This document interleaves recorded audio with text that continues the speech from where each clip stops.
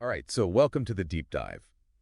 Today we are going all the way back to the early 2000s Oh, yeah. for a show that I think a lot of people really enjoyed and I think was very influential Yeah. in the spy genre, Alias. Yes, Alias, a show that I think was Yeah, way ahead of its time. way ahead of its time. And we have a really cool document here that we're going to be looking at. Yes. It's called Alias 2001 TV Show .pdf, and it's from the Stanford University Open Virtual Assistant Lab. That's right. I always like to say where we get these things from. Yes, it's good to know. So, yeah, what's the deal with Alias? Yeah. Why was it so influential? Why are we talking about it? Well, Alias, which aired from 2001 to 2006, was really groundbreaking for its time. Okay.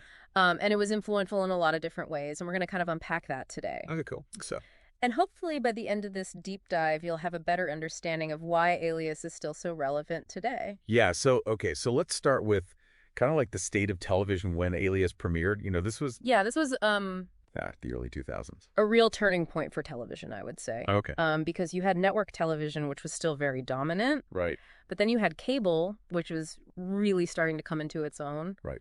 And offering more complex storytelling, and a great example of that is The Sopranos. Right. The Sopranos was really groundbreaking in that sense. Yeah, what it was like. And then, hot on the heels of The Sopranos, you had shows like The Wire premiering in 2002. Okay. So it was a real transitional period for television, and right in the middle of all of that came Alias, Yeah. which was the brainchild of J.J. Abrams. Right. And what was really pioneering about Alias was that it blended this international espionage Mm-hmm. with these intricate serialized narratives. Okay. So it wasn't just a procedural, where it was Right. It wasn't just like a case of the week type of thing. Exactly. Yeah. Exactly.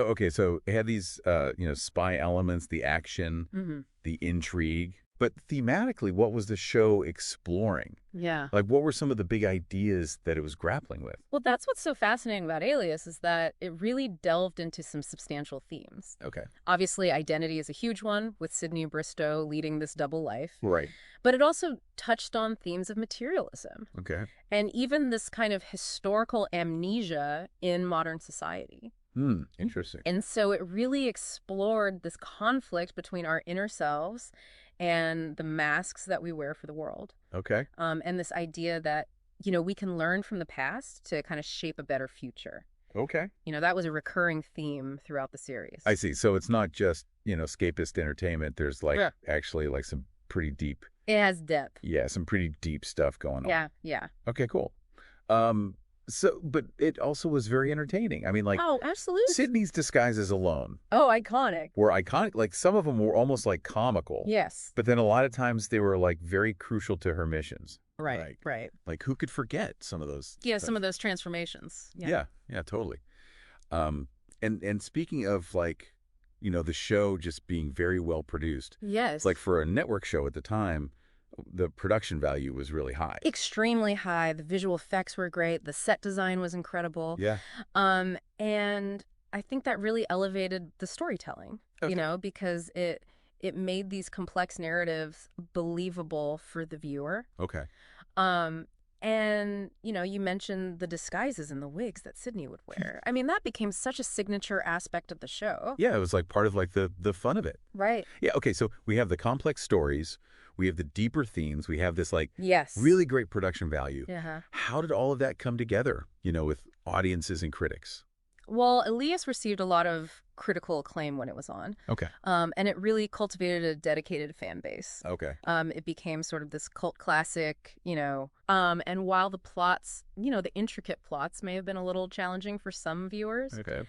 the core audience was really invested in Sydney's journey Mm-hmm. and the overarching mysteries. Right. And, I think it's safe to say that Alias played a big part in showing the networks Okay. that audiences were ready for more complex, character-driven stories on television. Okay. So it kind of like helped It paved the way. pave the way for what we see now. Absolutely. Yeah. Wow. Okay, so that's really interesting. So the show ran for 5 seasons, It did. from 2001 to 2006.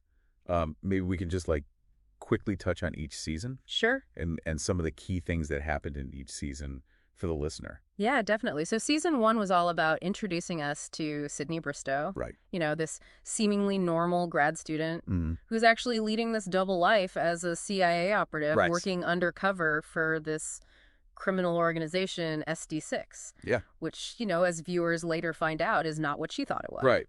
So season 1 really lays the groundwork.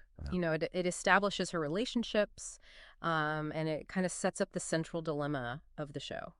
I see. Okay. And then season 2, how did that kind of build on that? So season 2 took those storylines that were established in season 1, Okay. and it expanded on them. Okay. It delved deeper into the characters' pasts, Look. introduced new threats and alliances. Right. And the stakes were definitely raised in season 2. Okay. And you really saw the emotional connections with the characters solidify. Okay. Particularly, Sydney's relationship with her father and with Vaughn. Okay, cool. And then season 3, was that kind of a turning point? Yeah, season 3 was a big turning point. Okay. It kind of reset the status quo in a way. Okay. And brought back some elements from the SD6 era in unexpected ways. Okay. And there were some major plot twists in season 3 Okay. that really kept viewers on the edge of their seats. Okay, so it was like a real shakeup. Yeah, it was a shakeup. Okay, got it. Yeah. And season 4, did it kind of continuue that momentum? Yeah, season 4 kind of continued in that vein. Right. It maintained the focus on the evolving relationships and, the espionage. Mm-hmm. But it also introduced some new characters and subplots that kind of broadened the narrative a bit. I see, okay. And then season 5 was the final season. Yes, the final season. And I seem to remember that one being a little bit different. Yeah, season 5 was a little different, I think partly because, they knew it was going to be the final season. Right. So they had to kind of wrap up a lot of storylines. Right. And they also introduced a new character, Rachel Nichols, as Rachel Gibson. Okay. Who they were kind of positioning as a potential successor to Sydney. Right. But, given how central Jennifer Garner's portrayal of Sydney was to the show, mm-hmm. that transition was always going to be a little difficult. Right. So yeah, season 5 felt a little bit compressed. Okay. But they did their best to kind of tie up all the loose ends. Yeah, they had to cram it all in. They did, yeah. Okay, so looking back at the show as a whole, Mm-hmm. what was the overall reception from critics and audiences like? The reception was very positive. Okay. Critics praised the innovative storytelling, the compelling characters, Mm-hmm.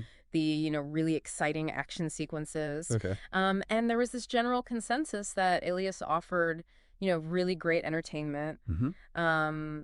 strong writing, believable characters. Okay. So yeah, it was a show that both critics and viewers could really enjoy. Gotcha. But it wasn't universally praised. Yeah. Right. I feel like I remember reading some things about how Right. maybe network decisions might have impacted it. Yeah, there was some frustration among fans about, ABC's programming priorities. Okay. And some people felt like, the network was prioritizing more easily digestible shows. Okay. Perhaps at the expense of shows like Alias that had this really dedicated fan base. Interesting. So yeah, there was some of that. And in terms of awards and stuff, did Alias get a lot of attention? Alias didn't win a ton of major awards, but it did consistently receive nominations. Okay. In very competitive categories, often going up against shows like The West Wing and The Sopranos. Wow. So even though it didn't, take home a lot of trophies, Okay. that level of recognition really speaks to the quality of the show. Right. It was considered among the best shows on television at the time. Right. And it's interesting how a show like this can kind of spark all these conversations. Yeah. About representation, Mm-hmm. particularly the portrayal of women. Yeah, definitely. The portrayal of women in Alias and particularly, Sydney Bristow. Right. As this really capable and complex female lead. Right. Definitely contributed to ongoing discussions about gender representation in the media. Okay. And, there were some observations about how the show kind of blended traditionally feminine aesthetics with this really powerful action-oriented persona. Mm-hmm. And it all kind of played out within this post-feminist context. Right. So it's a complex portrayal. Yeah. That invites analysis. Totally. Okay, so let's kind of get into some of the things that made the show so compelling. Yeah. What about the narrative structure? How did it keep people coming back for more? Well, the narrative structure of Alias was very clever. Okay. It balanced episodic storytelling. You'd have like a mission that was resolved in an episode. Right. With this overarching serialized narrative. Okay. That spanned multiple seasons. Okay. So it gave you both immediate gratification. Okay. And this long-term investment. Gotcha. In the characters and the mysteries. Okay, and Sydney herself goes through a lot of development. She does. Especially like in the first season when she's grappling with this double life. Yeah, season 1 really focused on Sydney's character development as she was navigating, the complexities of being both a grad student and a spy. Right. And that really laid the groundwork for all the dramatic events that followed. Okay. And we touched on gender representation earlier. Yeah. Is there anything else we can kind of unpack about that? Well, Alias did reflect this broader trend in television, in the late 20th and early 21st centuries of featuring more prominent female characters. Okay. So there was this increase in programming that was aimed at female audiences. Mm-hmm. And Alias was definitely a part of that. Okay. But, as the document kind of points out, it also operated within this post-feminist landscape. Right. Which, sometimes presents these idealized images of female empowerment. Okay. While still, existing within a system of, gender inequality. Interesting. Okay. Now, a huge part of the appeal of Alias, I think, for a lot of people was the mythology and the mysteries that were woven throughout. Absolutely. Can you kind of talk about that a little bit? Yeah, so the mythology surrounding this inventor, Milo Rambaldi, was central to the mystery of the show. This guy from centuries past and his inventions were kind of intertwined with Sydney's destiny and all the events of the series. Okay. And it was this really brilliant narrative device to keep the audience engaged. We're always trying to figure out the connections between his prophecies and what's happening in the present. Mythical puzzle.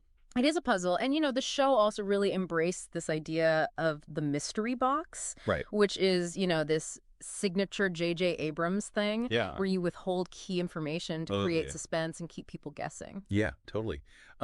So as we kind of wrap up here, what would you say is the most significant, lasting cultural impact of Alias? Well, I think Alias had a really significant cultural impact, particularly in its portrayal of strong, intelligent women in these action and espionage roles. Okay.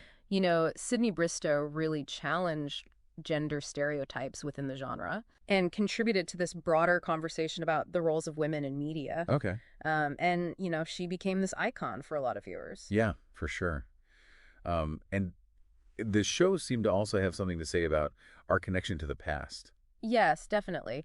Alias often reflected on the struggles and the sacrifices of past generations. Okay. And emphasized the importance of learning from history. Mm-hmm. And that kind of stood in contrast to some of the more superficial aspects of modern society. Okay. And, this kind of perceived historical amnesia that we have. Interesting.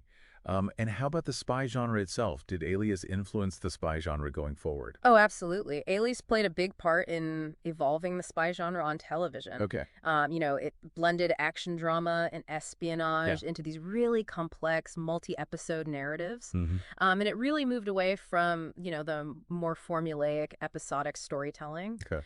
So it set a new standard for spy shows that came after it. That's really cool, and it's neat to see those influences now. It is, yeah. In more recent shows. Yeah.